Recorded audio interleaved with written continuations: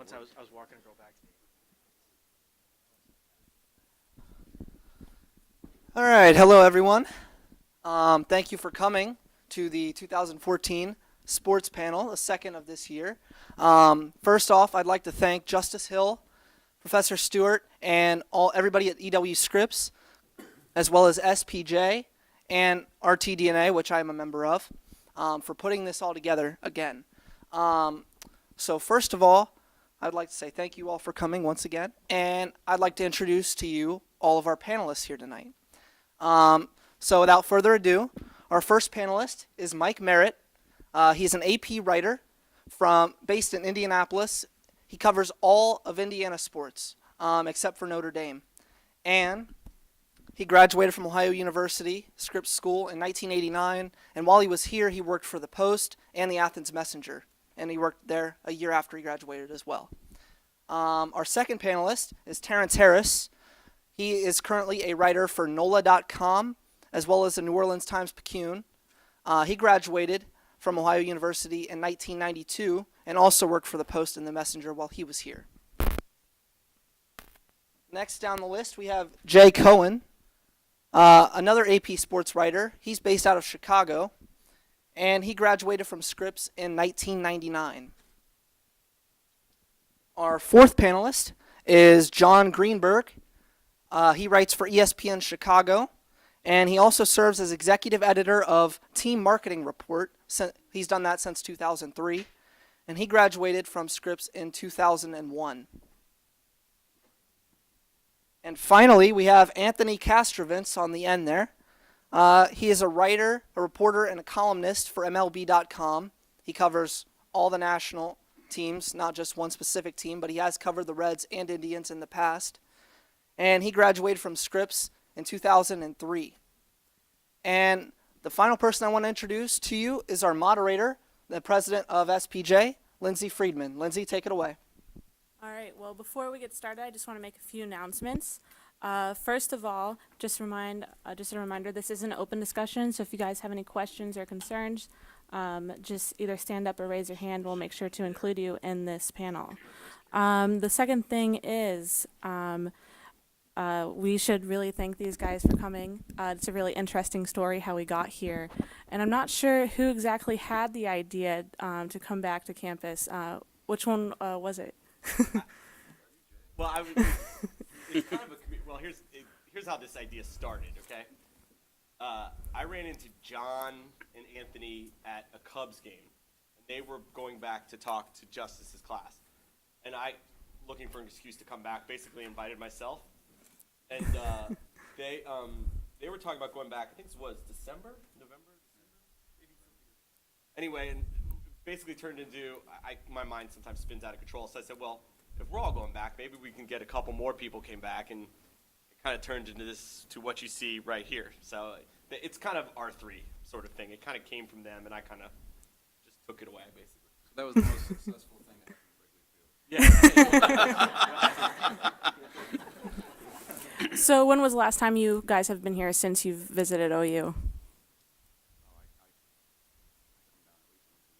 but not on an Yeah, sorry. I come down at least once a year, but not in an academic setting. I was here, I think, at this time last year to see a basketball game, and I talked to some kids from the Post. And I'd been back that fall for like a few hours driving somewhere else. And before that, I had been back in like 6 years, I think, for a wedding was the last time. I think it's been about 2 to 3 years for me. I can't remember which one, but some relatively recently. And for me, it's been about 4 years, I guess. I come back normally we have the Black Alumni Reunion here every 3 years, so I'm a constant there, but I've come back to speak to some of Justice's classes and things like that in the past as well, but I mean every 3 years. So, and I missed this year because they moved it on us to the fall, and so that kind of changed things when you're covering, National Football League and things like that. It's hard to make it during the fall when they have it in the spring. And so I'm lobbying for them to bring it back to the springtime. But in the meantime, I mean, I'm happy to be here now. This is fun.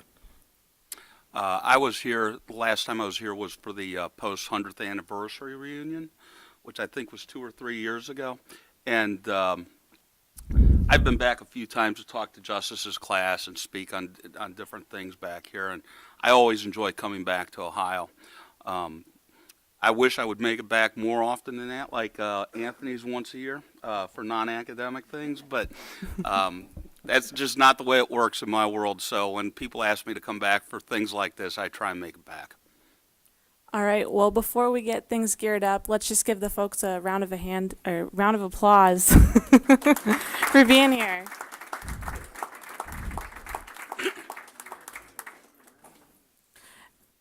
Just to get things started and continuing with the trend of OU, looking back, is there anything in your career, or your experiences, or even your education that you wish you could do over again, or even change? John and I were just talking about this. One thing, the media landscape has changed so much, even from the time we've been here, which wasn't. I guess it was a long time ago. It didn't feel like that long time ago. But so maybe a little more broadcast opportunities while down here, just to get your feet into that. But there are things that weren't even invented yet when we were down here that are now a daily part of our job. So that's kind of always evolving. But I think that it helps to be more well-rounded now more than ever. Yeah, I mean, I agree with Anthony. I wish I would have done, and I thought about this actually my senior year, between going from the Post and the Messenger, was just doing OUB instead, even though that wouldn't have made sense back then. It would have been good to have those tools. I wish I would have focused more on that, and I wish I would have really gotten another language. Like I started with French, which I did in high school. I really wish I would have taken more like a foreign language class, and taken a lot. Honestly, one of the things that would help me a lot would have been taking business classes, taking economics classes, because when you cover sports, that's a huge issue. And if you can have an edge in anything like that, you're so much more valuable. So those are probably the things I would have done the most. And, that has to do with school, I guess. I was going to say nothing, but John's right. Spanish, I would have taken Spanish 4 years of it, as much as I could have got of it.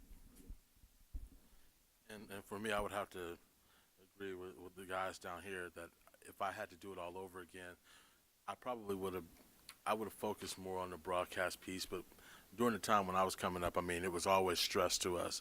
You have to pick. You can't dabble in both. You have to make a decision. If you want to be print, be print. If you want to be broadcast, be broadcast. But it was really kind of frowned upon back then to do both. But I wish maybe, I had maybe taken a couple more broadcast classes, and that way the first time that the camera was put in my face, I wouldn't have been as uncomfortable. I mean, but of course, in our world, you have to adapt. So you adapt very quickly, or if you don't, you find out real quickly that you become extinct. So it works out, but you have to kind of learn on the fly. I wish I'd had some time to kind of ease into it like you guys have. I'd say two things. The first, when I was here 100 years ago, they didn't have, the internet wasn't really a big deal, and I wish that I had some multimedia training, but that wasn't really available back then. The second thing is, I wish I had a little bit more experience involved with FOIAs and Freedom of Information requests, because that was something we really didn't do here, and that's something that's pretty essential to what you do now. And that was just something that we never really got taught. One thing students have an advantage is that we're here now. So what would you advise that we focus on, or should we make sure that we're kind of the jack of all trades, that utility player? Well, yeah, I would totally advise that. I cover baseball, where utility players are valued more than ever. But you guys are at a interesting juncture in the industry in that it's really expanding into a lot of new formats. I mean, you think about Terrance's situation with more of a digital presence than a print presence now, and that's the way things are going. So you have to be able to adapt to that. But you guys are in a good position where this is what you'll be used to, and you'll be used to presenting things. I mean, we grew up in presenting things in a newspaper, which is really outdated in a lot of sense. Design tactics and that sort of thing. And now you got to be thinking, how do you design on the web? How do you get people to come to your website and that sort of thing? So, yeah, and the more your hands are in different pots, the better. I would say one thing I would definitely suggest to you guys now is, I think to be a really great reporter or columnist or anything is to be worldly, is to know things outside of just sports. And, you know, the more you can travel, which I wish I would have traveled, which I've never really did. Jay and I did the internship, which I guess we'll probably talk about later, in Israel through OU's foreign correspondence program. And I really wish I would have done more of that. And like I said with the business stuff, like I never would have thought to take business classes, even though all my friends were in the business school. That's a great, because I do some sports business now, and even the little bit I know, the sliver I know, they love. My people at ESPN love it because I know something that other people don't, and I have an interest in it. So that is something I would definitely recommend you guys. You have so much around you and so many people willing to help, from professors and different programs, is whatever time you have left here, try to explore that. I know no one will agree with me on this, I'm sure, but I would even say I had thought about it, like maybe I would have even taken a 5th year to do more stuff, because I was so into student media when I was here for 3 of those years. And I worked at the Messenger 1 year. That's all I did, and that's all I focused on. I didn't really care that much about my classes, to be honest. And I think some of you are probably the same way. I kind of wish I would have spent a little more time just enjoying the ability to learn from great professors and from great students. So that would be my advice. I have nothing to add to any of that. Good to have you here, Jay. You know, the thing that I would suggest, and I talked to some kids last night about this, is making certain while you're here you make your time count. Making sure that you come out of here with practical experience in multimedia, being able to, I wouldn't necessarily, you want to be the jack of all trades, but you also want to be specialized in some ways too. And I know that kind of sounds a little contradictory, but I think, you know, you have to be good in something, but you also have to be able to be a generalist, because you will be asked to do so many different things now. I mean, I'm always amazed. I mean, I'm at a football game and I'm trying to, you know, I'm blogging during the game, which back, 10 years ago, you didn't do that. You paid attention, you tracked the game, and that was pretty much it. But now you're blogging during the game. Now, once the game is over, you're going down in the locker room. It used to be all I had to do was ask a couple questions, stick my mic in the person's face, get what I needed, go back up and write. But now I'm having to shoot video. I have to, in addition to, I got another hand where I have a recorder, and I'm trying to figure out all of this and keep track of what I need so that I'm not spending 10 hours up in the press box afterward trying to write a story. So you really have to start, but you have to start thinking package. You have to start thinking of, how does this look? How can I present this video-wise in addition to what my printed piece is going to be? So I think that you guys really have to, you have to be prepared to do it all, because you will be asked to do it all. And if you can't do it all, you will not make it in this business anymore. I mean, that's just the reality. So prepare yourself while you're here. Make certain that you can do those things. When you're doing projects, make sure you come out of it with great, solid packages. I mean, because that's what's going to help you get jobs, and that's also what's going to help you sustain your career for long years. I agree with all of the points that these guys have made before me. And taking John's point about classes, one of the things that I did while I was here was I took a lot of 300 and 400 level classes, because I wanted interesting classes. I wanted classes that challenged me, and it probably hurt my grade point, but that's what I wanted to do while I was here. So I took classes that were kind of outside the norm. The thing that I would suggest to you guys is that this is a training ground for you, and I think you need to use this opportunity to be creative and take some risks and really have kind of fun with what you're doing, so that you can go into the real world, knowing, what works and what doesn't work. And I think a lot of times people are afraid to take those risks and are afraid to be creative thinkers when they're in college in terms of writing, because they don't want someone to point out their flaws. But that's what this is for. So I would advise you to go ahead and, take some risks.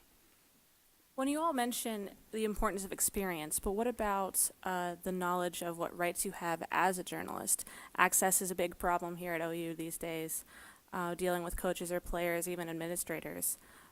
So what should kids be aware of, or what rights of a journalist have you been aware of and been able to employ over the years as a sports journalist? Reflect. the AP guys. I've always found in terms of access, like in terms of being able to, for lack of a better term, assert yourself, it usually increases as you get older. Like I can get people on the phone. I can do things now that I couldn't do, when I worked at a paper at the Journal-Gazette in Fort Wayne coming out of college. The AP carries a name just like ESPN, MLB. You could do certain things as you get older. In terms of no matter what situation you are, if you're a student and you're having trouble with access right now at school, you have to lobby what you have. You know what I mean? You have to be able to say to the coach or the administrator or whatever you're talking about, I work for the Post. I'm getting your voice directly to students. It's important that you grant me the time because the students are the people, in many cases, that are paying the salaries and things you have to lobby your situation, I'm at WOUB, these people watch, what I'm doing. That's the best thing. No matter what situation you are, you have to be able to spin it and present it in a way that makes you sound, in many cases, more important than you probably are. So, and if you do that the right way, you can get people to listen to you and make time for you. But there is an art form to that. It's another thing you're probably learning as you go along in school and stuff. I would add in one of the most important things is show up, and show up regularly. Because when you show up regularly, you will get the respect of people you cover. That when you show you're there, you're going to be there every day, and you're going to be at practice. I mean, I remember being at the Post and having a problem because our college basketball, our women's team's basketball writers didn't know what time practice was. They couldn't figure it out, and they were fighting with the coach. We never really understood it, and we just didn't get it because I think I was always there. I covered the men's team for 2 years, and I was always there, and I think that helps break it down a lot. Now, from what I've heard from talking to students and reading, I try to keep up pretty regularly, is this athletic department is a lot more professional, I think it was, than when we were here. We used to watch practice. They used to let us play after practice. Convo. Me and the OUB guys would have 3-on-3 games on the floor. It seems like things have tightened up a little bit. So I know that's a problem. But one thing is it's not just asserting yourself, it's getting to know people on a personal level. And that's the best advice I can tell you. And Anthony, especially as a baseball beat writer, you're there every day. So Yeah, they're there every day, so you're there every day. And there's and I noticed that transitioning over from being on a beat to being, more of a national guy is you lose that a little bit because you're walking in cold every clubhouse you go into. You have some relationships with certain guys, but yeah, there's definitely something to be said for just them knowing your face just from seeing. And I find that, and it's frustrating, but it's just a fact that your outlet matters. And Jay kind of hinted at that too. I mean, I speak so loud as it is. Sports Illustrated and ESPN are going to get better access than some small town newspaper. It's just the way it is. So that's frustrating at times, but you just have to, the more you deal with these people on a regular basis, you develop that presence, and hopefully that goes a long way. Now, what I would add to that is at the end of the day, access is what it is, and you have to figure out a way to make the best of whatever's given to you.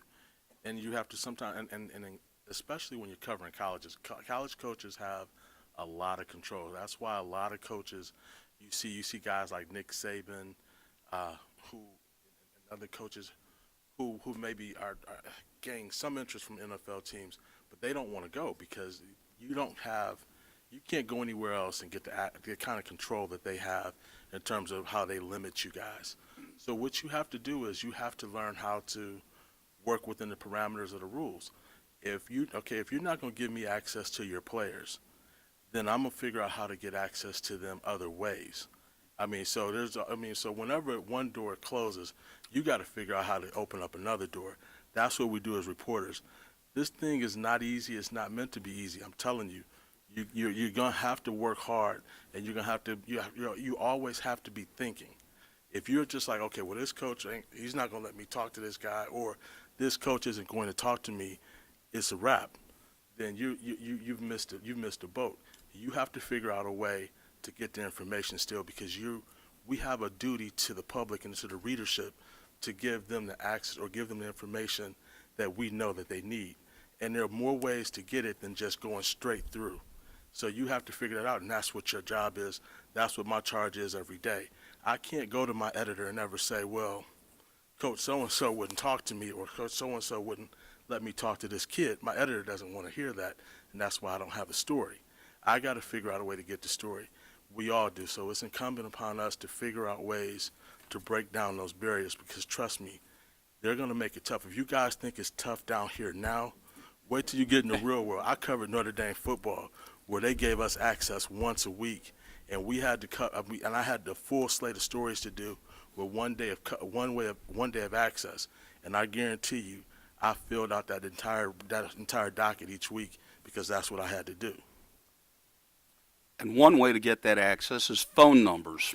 Always ask for phone numbers. And in college, parents of athletes are usually willing to talk, and you can get to them a lot of times. Doesn't make the athletic department happy, but if they're going to have problems with you, if they're not going to give you access to who you need, that's one way to push it a little bit. And I can't emphasize what John and Anthony said enough about showing up. I always tell students that showing up is about 80% of this game in terms of developing sources. You've got to be there. Yeah, I wanted to add to that too. I think showing up is definitely something that I always think of. When I was a young pup right out of college, I worked at the paper in Fort Wayne, and they sent me to a sports writing conference. And I remember it was in St. Louis, and Bernie Miklasz, who's a great columnist of the St. Louis Post-Dispatch, a great follow on Twitter too, if you're looking for somebody to learn from.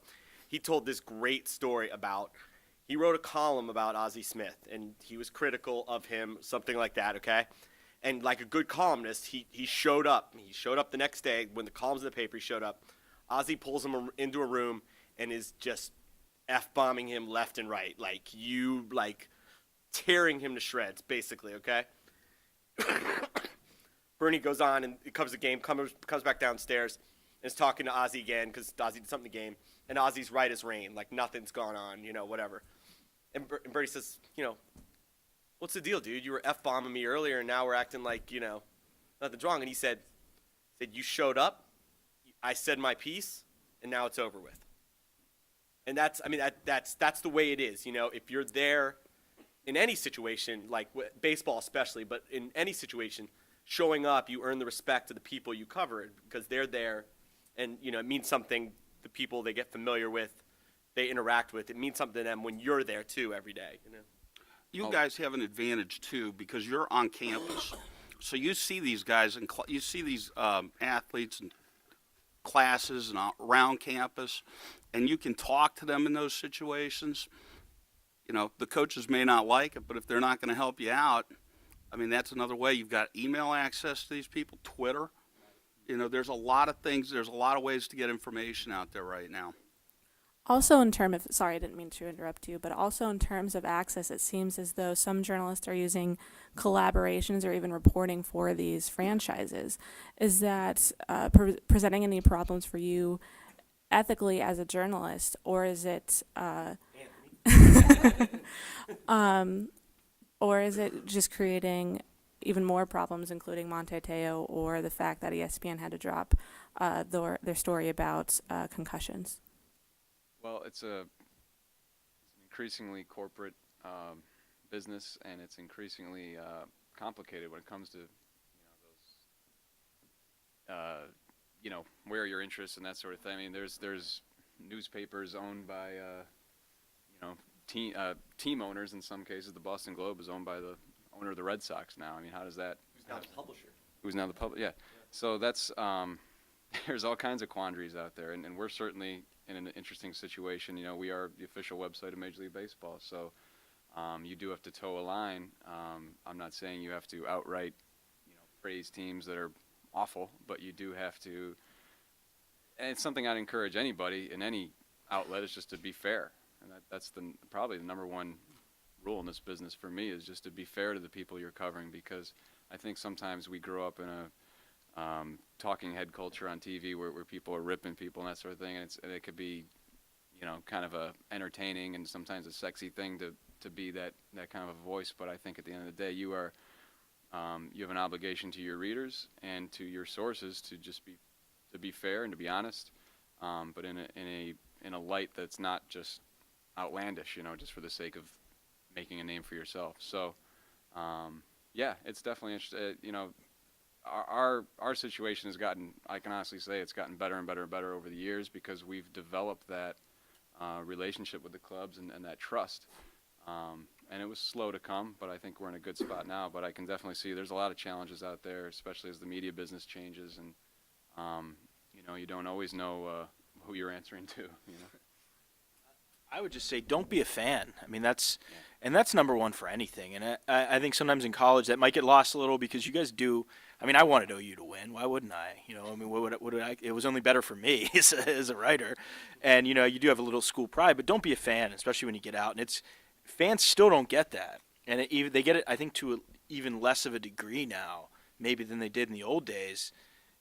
Is just do your job, report, make sure you have fun. I mean, it's always good to have fun in your job, but I only care about teams that win if it affects me personally as my job.